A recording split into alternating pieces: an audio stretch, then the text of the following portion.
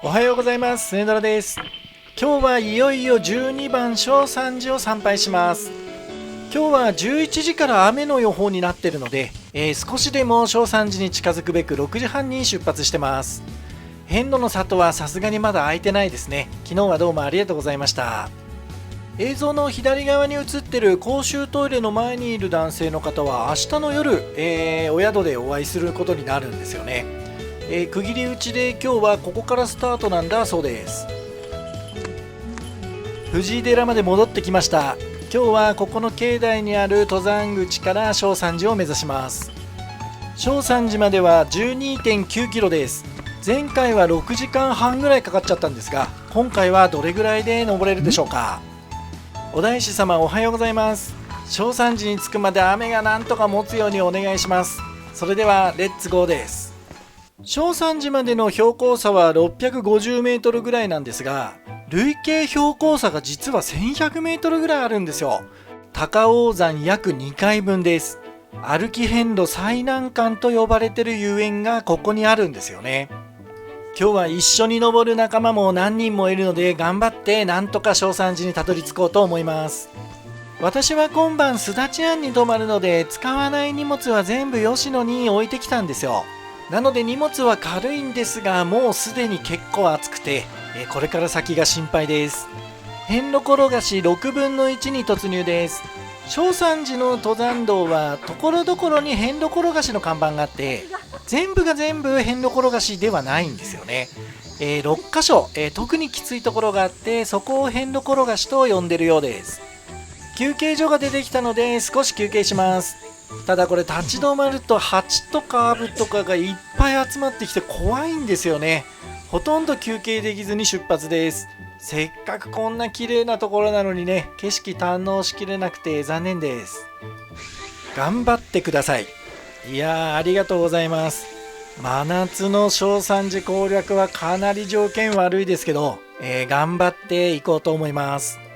歩いてる最中も蜂とかアブにもう付きまとわれて撮影が困難な状態になってます。今回私は 500ml のペットボトル2本半持ってスタートしたんですが、暑くて思いのほか消費が早いです。水大師で補給しようと思ったんですが、ちょろちょろしか出てなくてあんまり補給できませんでした。浄土庵まで残り 560m です。蜂とかアブがいなければ休憩したいところですが、前を歩いてる女性がもう悲鳴を上げてるんできっといるんですね。いや、休みたいところですけどね、あんまり休めずに、みんなまたスタートしちゃいました。ここには簡易トイレがあるんですけども、あくまで緊急用として捉えておいた方がいいかもしれません。夏山の低山登山はどこ行っても蜂とかアブ多いですけど、それにしてもここはね多すぎます。また景色のいいところに休憩所が出てきたんですが、もうとても休憩できる状態ではありません。私の周りでアブがブンブン言いながらぐるぐる回ってる中、遍路転がし6分の2に突入です。映像だと分かりづらいかもしれませんが、結構な急登です。暑さと急登と虫の攻撃の三重苦に耐えながら、黙々と歩いていきます。藤井寺から 4.6 キロの地点です。まだ3分の1ぐらいですね。いや、先が思いやられます。こういう馬の背みたいなところを歩くと風も通るし、さすがに気持ちいいですよね。こういうとこ歩いてるときは来てよかったなって思います。この地点で流水庵まで残り 1.2 キロです。この段階で飲み物がもう半分ぐらいしかないので、流水庵で飲み水を補給しようと思います。標識のところにメロンっぽいぬいぐるみが飾ってあります。これ何なんだろう。誰か知ってる人いたら教えてください。急な下りを足元に気をつけながら慎重に降りていきます。遍路転がし6分の3です。今降りてきた急な下りのところですね。あれ反対から登ったらなかなかきつそうな登りでした。ここの小屋では野宿とかができそうです。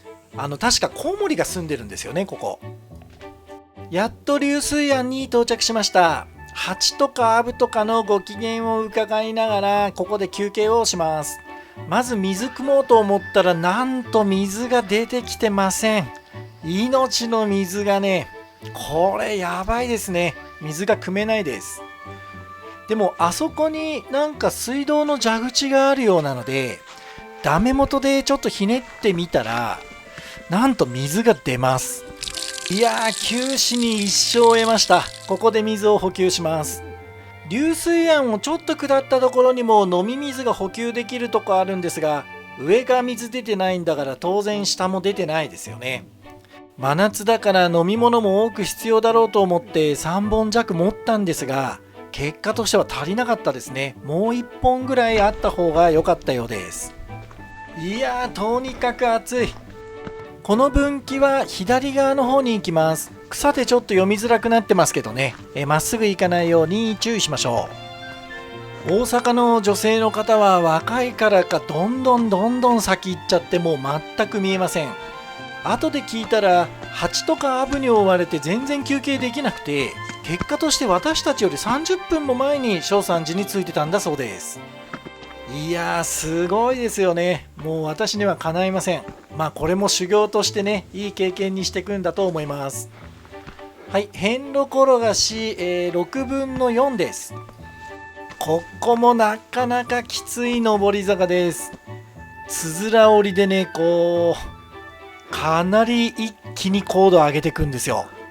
この辺になるともう会話する余裕は全くないですね。黙々とひたすら歩いてたら、やっと常連庵に到着しました。石段の上からは大きな杉を背にしたお大師様が見つめてます。もはや神々しい雰囲気すらありますよね。ここはお大師様が正山寺に向かう途中に木の根を枕にして仮眠してた時に、夢に阿弥陀如来が現れたので、尊像を刻みお堂を建立して安置したんだそうです。この大きな杉の木はその時のお手植えだそうで、別名一本杉庵とも呼ばれています。ここで休憩しがてらおにぎり一つだけ食べて、エネルギーを回復したら出発です。南アフリカの人のザックがすごく重そうなんですけど、スタスタ歩いてますよね。まだね20代ということで、若さがすんごい羨ましいです。急な下り道、ここね本当に急な下りなんで、結構マジで気をつけて歩かないと危険です。ちなみにここが遍路転がし6分の5ですね。この辺りからは足も疲労で上がらなくなっているので、本当に慎重に降りていきます。集落に出てきました。集落って言っても自動販売機があったりするようなレベルではないんですが、ただそれでも人が住んでるようなところに出てこれただけでもなんかちょっとほっとしますよね。すごく景色のいいとこなんですけども、疲れ果てちゃってあんまり景色を楽しむ余裕がありません。南アフリカの男性は今回、薬王島で打つとのことで、もともとは野宿遍路をする予定だったらしいんですが、一昨日も昨日も今日も夕方から雨予報なんでテントを張れなくてね、宿を取って回ってるんだそうです。なんかちょっとかわいそうですよね。タクシー会社の看板が出てきました。絶妙な位置ですよね。もうここでね諦める人って結構いるんじゃないかと思います。ちなみにここの Y 字は左に行きます。看板がすごくややこしいので右に行かないように注意です。分岐したらさらにここを左に行きます。ここも間違えやすいので、右側の方に行かないように注意です。ところどころ歩行が困難な場所があるので、気をつけて進んでいきます。川ですね。こうやって水を見てるとほっとします。これなんか川見るたびに毎回言ってるような気がしますけどね。こっち側には川のほとりで休憩できそうなスペースがあるので、ちょっと頑張って降りてみます。ここまで来るともう足も痛くてね、たまらず靴下を脱いで、川の水で足をクールダウンします。もうむちゃくちゃ気持ちいいです。きっとお大師様もここで休憩したんだろうなと、そんな感じがする場所です。ちなみに川に降りるにはここの急坂を下らないといけないんで、ザックは上に置いてった方がいいですね。ちなみにここから降りたんですけど、結構足場悪いんでね、危ないなと思ったら降りないようにしましょう。ついに遍路転がし6分の6です。最終です。いや最後かと思うと気も楽になるんですが、実は遍路転がしの中でも一番きついのがここの6分の6なんですよね。もうこの辺になると服という服もポケットに入れてたハンカチも全部汗でびしょびしょで、カメラのレンズを拭くこともできません。なので映像がちょっと汚れ気味だったらごめんなさい。これは前回も勇気づけられたやつですね。泣いてもわめいても進むしかない、歩くしかない。ほんとその通りなんですよね。歩き遍路ってもう金持ちも何もかも関係ないので、もうとにかく歩くしかないんですよね。個人的には辛くなる時に必ず思い出す言葉ナンバーワンですね、これ。遍路転がし6分の6、やっと超えました。正山寺まではあと1キロありますが、もうここから先はなだらかな道なので、もう辛いところはありません。や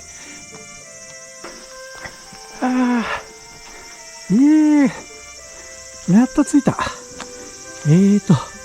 藤井寺から5時間半。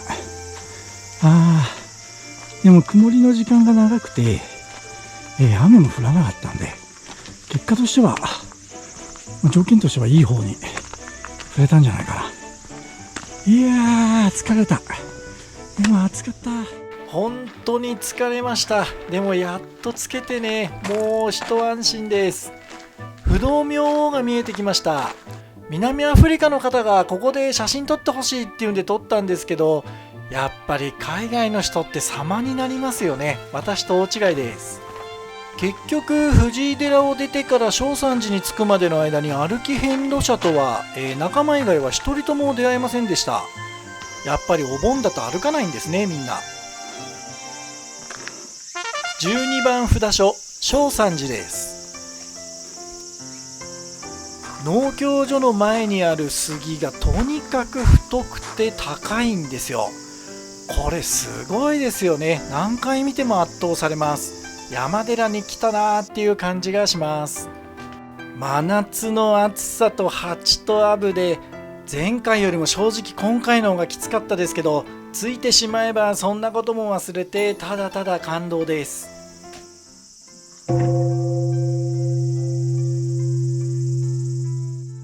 参拝する前にとりあえずコーラを1本買って一気飲みします。それからおにぎり食べて腹を満たしてから参拝に入ります。真夏だっていうのに空気が締まってます。やっぱり厳かな雰囲気がありますよね。さすが山寺というかもう正山寺ですね。いやこれはすごい。本堂を参拝して大師堂も参拝します。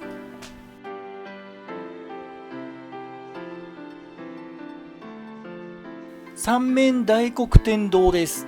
大黒天、毘沙門天、弁財天が一体となった像で、お大師様作なんだそうです。雨が降る前に正山寺の参拝も無事に済ますことができました。いやほっと一安心です。それではここから山を一気に下って今日のお宿、ゲストハウスすだち庵さんに向かいます。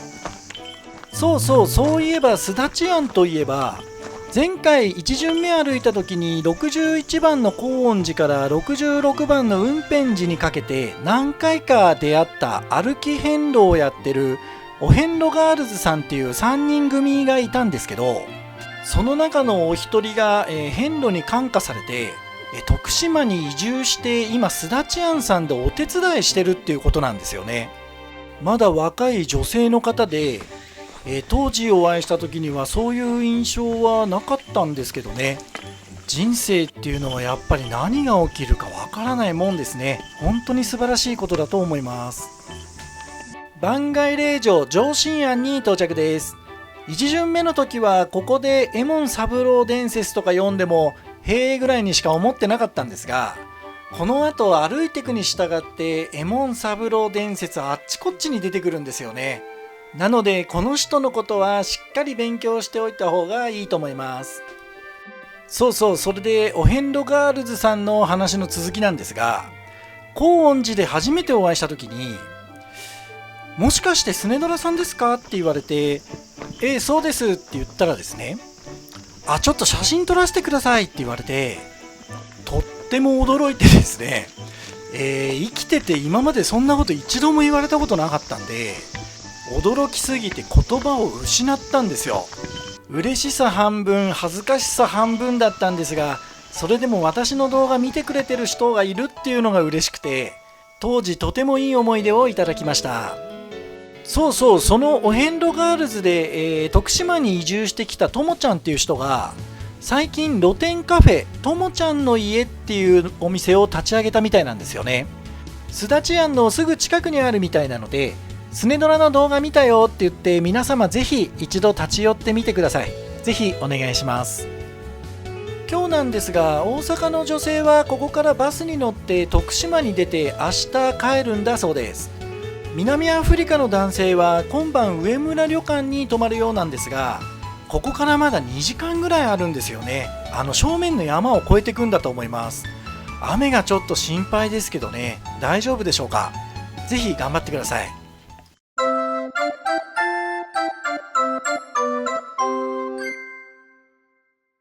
すだち庵さんはここを右に曲がります。私、旅館吉野に荷物を置いてきて、それをこっちに送り込んでもらってるんですが、大阪の女性の方の荷物も一緒に送ってもらってるので、とりあえず2人ですだち庵にお邪魔することにしました。ちょっと奥まったところにありますが、ここは正山寺攻略後の宿としては場所がベストでね、とってもいいところにあります。建物の壁一面にお遍路の絵が描いてあります。すごいですね、これ。お庭ではすだちの栽培をしてました。どうも夜遅くになると鹿がこのすだちの葉っぱを食べに来るみたいで、この先っちょの葉っぱとかがなくなってるんですよね。すだちの実じゃなくて葉っぱを食べに来るなんて知りませんでした。チェックインした後、神山温泉まで車で連れて行ってもらいました。1巡目の時に泊まったホテルのとこの温泉ですね。あそこいい温泉なんですよね。でもこの大雨、南アフリカの人大丈夫かな、心配です。お宿に戻ってきました。今日は私の他に若者3人組も泊まってるようです。彼らはこの豪雨にやられちゃってびしょびしょで、チェックインしてきたそうなんですが、すぐに靴の中に新聞詰めてもらって次の日のために乾かしてくれてます。こういう配慮が嬉しいですよね。しかも新聞紙途中で何回か変えてくれてたみたいです。それからお接待で、無料の湿布が置いてあります。これも本当に助かります。トイレです。トイレは、清潔に保たれててウォシュレットになってました。続いて洗面所です。